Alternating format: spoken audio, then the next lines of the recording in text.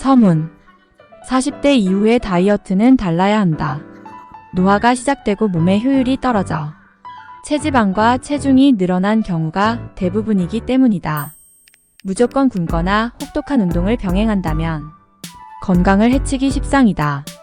탄탄하고 단순하며 지속 가능한 방법으로 내 몸의 균형을 되찾아야 한다. 첫 번째자. 만성 탈수가 당신을 살찌게 한다. 우리 몸의 70%는 수분으로 이루어져 있다. 수분이 부족해지면 혈액량이 줄고 혈액순환이 안 된다. 가뭄이 들어 정체되고 고여있는 강물은 맑지 못하다. 강물이 충분히 잘 흘러야 물도 맑고 깨끗하다. 우리 몸도 마찬가지다. 물이 부족하면 세포의 원활한 영양 공급이 어려워진다. 그래서 무기력하거나 어지러운 증상 등을 겪게 된다. 혹시 배는 부른데 계속해서 끊임없이 먹고 싶었던 적이 있었을까? 음식을 먹어도 몸속에 수분이 부족하면 혈액의 농도가 높아져 혈액순환이 잘 되지 않는다. 그러면 섭취한 영양소도 세포로 잘 전달되지 않는다. 세포는 계속 영양소를 달라고 아우성을 치게 된다. 따라서 수분이 부족하면 계속 먹고 싶은 것이다. 다이어트엔 소화도 중요하다. 소화가 안 된다면 세포가 영양소를 제대로 흡수하지 못한다. 세포에 필요한 영양소가 충분히 공급되지 않는다면 세포는 다시 아우성친다. 결국 세포를 만족시켜야 끊임없는 식욕에서 해방될 수 있다. 음식을 천천히 꼭꼭 씹어서 소화하기 쉽게 하자. 그리고 소화효소인 아밀라아제가 잘 분비되려면 침이 잘 분비되어야 한다. 그러기 위해서는 입이 바싹바싹 마르는 탈수나 갈증이 없도록 물 섭취를 해야 한다. 세포가 원하는 바가 충족되면 더는 세포의 아우성이 느껴지지 않을 것이다. 원인물을 식욕으로 고통받지 않고 저절로 다이어트가 되는 것이다. 두 번째 장. 식사하는 시간에 다이어트의 비밀 열쇠가 있다. 조금씩 자주 먹어야 살이 빠진다는 다이어트의 정설은 과연 사실일까? 답은 간단하다. 어떤 음식을 먹느냐에 따라 다르다. 예를 들어 빵, 떡, 단 음료 등 정제 탄수화물을 조금씩 자주 먹게 되면 인슐린 분비가 끊임없이 일어난다. 이렇게 쉬지 않고 분비되는 인슐린은 우리를 지방을 더욱 잘 저장하는 몸으로 만든다. 조금씩 자주 먹는 것을 포기 못하겠다면 음식의 종류를 바꿔야 한다. 정제 탄수화물을 피하고 나토 견과류 샐러드 등으로 대체해야 한다. 가장 최근의 한 식사를 떠올려보자. 시간이 얼마나 걸렸을까? 우리의 뇌는 배부름의 신호를 느끼기까지 약 20분가량 소요된다. 만약 20분 미만으로 급하게 식사를 한다면 배부름 신호를 느끼기 전에 더 많이 먹기 일수다. 반대로 천천히 식사하면 식욕 저하를 일으키는 호르몬 반응이 증가했다는 연구가 있다. 휘리릭 급하게 먹었다면 이제부터 최소 20분 이상으로 식사 시간을 늘려보자. 요즘 식사하면서 스마트폰이나 TV를 보는 일이 흔하다. 그러나 멀티태스킹을 하지 않고 온전히 식사에 집중하는 것만으로도 체중 감량이 일어날 수 있다. TV나 핸드폰을 보지 않고 음식의 풍미와 맛에 집중하며 천천히 꼭꼭 씹어서 먹어보자. 이렇게 식사에 온전히 집중하며 천천히 먹으면 포만감도 빠르게 느낄 수 있기에 장기적으로 체중 감량에 효과를 누릴 수 있다. 세 번째 장. 단식. 간헐적 단식을 들어본 적이 있을까? 특히 16대 8 단식이 유행인데 하루 24시간 중 16시간 단식을 하고 하루에 8시간 동안만 먹는 단식이다. 이때 많은 사람들은 단순히 단식 시간만 지키면 된다고 오해한다. 그러나 무엇을 먹는지가 더 중요하다. 정제 탄수화물은 피하자. 예를 들어 빵, 떡, 면, 단 음료, 달콤한 디저트, 설탕과 같은 과도한 정제 탄수화물은 급격한 혈당 상승과 저하가 일어난다.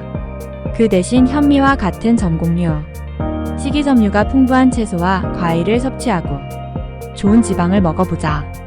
아보카도 올리브유, 코코넛 오일, 견과류, 다크 초콜릿 등 매일 같은 지방만 고집하지 말고 다양한 지방을 골고루 먹어보자.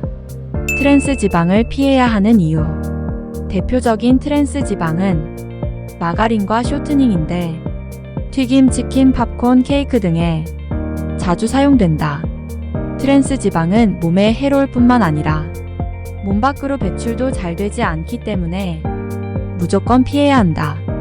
또한 유전자 조작 GMO 사료를 먹고 자란 동물의 지방, 유전자 조작 GMO 작물로 만들어질 가능성이 큰 콩기름과 옥수수유도 추천하지 않는다. 약한 불 조리나 가벼운 볶음 요리에는 올리브유, 강한 불 조리에는 코코넛 오일을 추천하고 고기를 고를 때는 동물복지 및 무항생제 인증을 받은 것을 선택하는 것을 추천한다. 우리 몸에 필요한 비타민과 미네랄을 얻기 위해서는 충분한 채소 섭취가 필요하다. 채소에는 장 건강에 도움이 되는 식이섬유가 풍부하며 장 건강은 면역력과 행복감 등 우리에게 매우 중요하기 때문에 채소를 꼭 챙겨 먹어야 한다. 네 번째 장. 스트레스 호르몬이 공든 다이어트를 망친다. 수많은 연구 결과를 통해 과도한 스트레스는 다이어트에 치명적인 것으로 밝혀졌다. 스트레스 호르몬 코르티솔 분비가 늘면 혈당이 상승하고 인슐린을 분비하여 체중 증가로 이어진다. 하지만 스트레스를 받고 싶어서 받는 사람이 있을까? 요즘 같은 세상에 스트레스를 안 받을 방도가 있을까? 스트레스를 안 받는 게 아니라 잘 해소하는 방법을 알아보자. 충격적인 연구 결과가 있다. 121명의 여성을 대상으로 진행한 연구에서 3주간 하루 1299칼로리로 엄격한 칼로리 제한을 했더니 코르티솔 농도가 더 높아졌다고 한다. 즉 너무 엄격한 칼로리 제한은 스트레스를 높여 다이어트에도 도움이 되지 않는 것이다. 코르티솔을 줄이는 확실한 방법. 단순히 스트레스 받지 말아야지 생각하는 것만으로는 관리가 되지 않는다. 앞서 말했듯 극도의 칼로리 제한보다는 가공식품 및 정제 탄수화물을 샐러드와 건강한 지방으로 대체하는 것이 현명하다. 스트레스가 이미 발생했다면 어떻게 해야 할까? 운동과 같은 신체 활동으로 해소하는 것도 포도당이 연소될 뿐 아니라 행복 호르몬인 엔도르핀이 분비되어 도움이 된다. 명상 또는 기도도 코르티솔 농도를 줄이는데 매우 효과적이다. 실제로 20대 남성을 대상으로 한 연구에서 명상을 하면 코르티솔 농도가 내려가고 혈압과 맥박수가 떨어졌다. 또한 오메가3 지방에 도움을 받는 것도 좋다.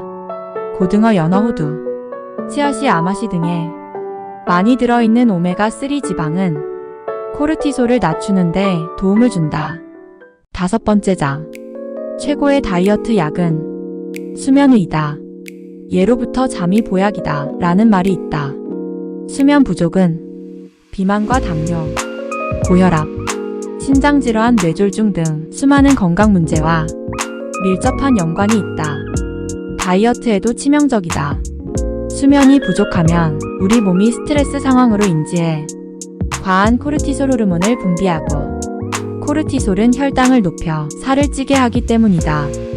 또한 수면 부족은 식욕을 부르는 그렐린 호르몬 수치를 높이고 그만 먹게 하는 렙틴 호르몬 수치는 낮춘다. 참고로 잠자기 최소 4시간 전에는 식사를 모두 마치고 빈속에 자야지만 세포 조직의 회복이나 독소 제거 활동이 활발해진다. 잠들기 전에 식사하면 소화하는 데 에너지를 사용하기 때문에 몸이 회복하는 작업을 온전히 수행하기 어렵다. 당연히 체중 감량에 도움이 되는 호르몬 분비도 방해하게 된다. 잠을 잘 자려면 멜라토닌 분비가 잘 되어야 한다. 참고로 행복 호르몬 세로토닌이 밤에는 멜라토닌으로 변화된다. 평소 불면증으로 쉽게 잠들기 어렵다면 멜라토닌 분비가 잘 되도록 생활 습관을 교정하자. 멜라토닌은 블루라이트 계열에 매우 민감하다. 따라서 잠자기 전엔 스마트폰과 컴퓨터를 멀리하자. 6번째 장. 따뜻한 온욕이 주는 놀라운 운동 효과. 한국에는 목욕탕 문화가 발달했지만 요즘은 목욕탕을 자주 찾는 이들이 줄어들었다. 그런데 만약 뜨거운 물에 몸을 담그고 있는 것만으로도 30분 걸어 다닌 것과 같은 운동 효과를 낸다는 사실을 알고 있을까? 영국 러프버러 대학에서 14명의 남성을 대상으로 진행한 연구에 의하면 40도씨 정도의 뜨거운 물 속에 1시간 동안 몸을 담그고 있는 것만으로 약 30분간 걸어 다닌 것과 같은 열량 소모 효과가 있었고, 실제로 약 140kcal를 소모했다고 한다. 더 중요한 것은 혈당 변화인데, 뜨거운 물로 목욕을 했더니 자전거 타기와 같은 운동을 했을 때보다 오히려 식후 최고 혈당 수치가 10% 낮게 나오는 놀라운 결과가 나왔다. 2015년에 진행된 핀란드 연구에 의하면 주기적인 사우나는 심장마비와 뇌졸중의 위험을 줄일 수 있다고 밝혔다. 주의할 점은 당뇨 환자의 경우 장시간 목욕으로 혈당 쇼크가 올 수 있다. 또한 장시간 온탕에 있으면 혈관이 확장되어 저혈압이 될 수 있고 탈수증을 유발할 수 있으므로 30분 이내로 목욕을 마치는 것이 좋다. 7번째 장. 삶을 변화시키는 최고의 운동은 걷기다. 의학의 아버지 히포크라테스는 걷기는 사람에게 최고의 약이다. 기분이 우울하면 걸어라. 그래도 우울하면 다시 걸어라. 라는 말을 남겼다. 걷기는 우리의 신체 건강을 뛰어넘어 정신 건강에도 효과가 있다는 뜻이다. 동의보감에서도 좋은 약을 먹는 것보다 좋은 음식이 낫고 걷기는 더 낫다라고 언급하고 있다. 걷는 동작만으로 몸의 206여 개의 뼈와 600개 이상의 근육과 힘줄을 움직일 수 있다. 또한 걷기는 콜레스테롤 감소, 혈류 증가, 혈액 응고인자 감소, 혈압 안정화 등을 통해 심혈관 질환 사망률을 낮춰준다. 특히 당뇨병 환자의 경우 걷기가 인슐린 저항성 개선에 도움이 된다. 걷기의 효과는 에너지 연소를 통한 다이어트 효과를 뛰어넘는다. 걸으면 우리 뇌 속에서 베타 엔돌핀이 분비되는데 이 호르몬은 스트레스 해소 및 우울증 개선에 효과가 있다. 또한 햇볕을 쬐면서 걷다 보면 행복 호르몬 세로토닌 분비도 촉진된다. 8번째 장. 주말에는 자연으로 나가서 맑은 공기를 마시자. 산소 부족이 다이어트를 방해할 수도 있다는 사실을 알고 있을까? 살을 빼려면 우리 몸속 지방을 저장하지 않고 잘 연소시켜야 한다. 지방 연소는 산소와 결합하여 에너지로 방출된다. 즉 우리 몸에 양질의 산소가 들어오면 지방이 적극적으로 분해되고 인체의 대사가 활발해진다. 양질의 산소가 부족하면 세로토닌 합성도 줄기 때문에 우울감이 커질 뿐만 아니라 폭식증이 이어질 수 있다.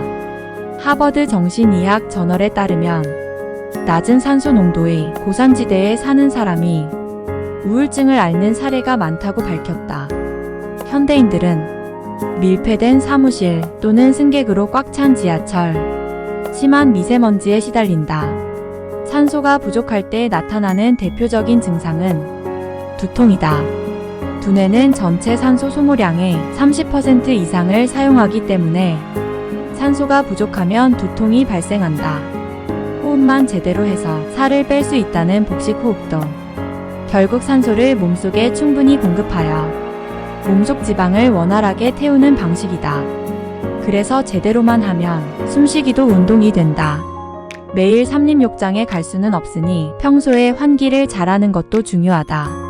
집안에 식물을 배치하여 산소 농도를 높이는 것도 좋은 대안이 될 수 있다. 주말에는 밀폐된 쇼핑센터보다는 자연으로 나가 신선한 공기를 마음껏 들이마시자. 자연이 주는 공짜 대사 증진제니까 말이다. 맑은 공기를 마시며 의학의 아버지 히포크라테스가 극찬한 걷기를 함께 한다면 이보다 더 좋은 다이어트 약은 없을 것이다.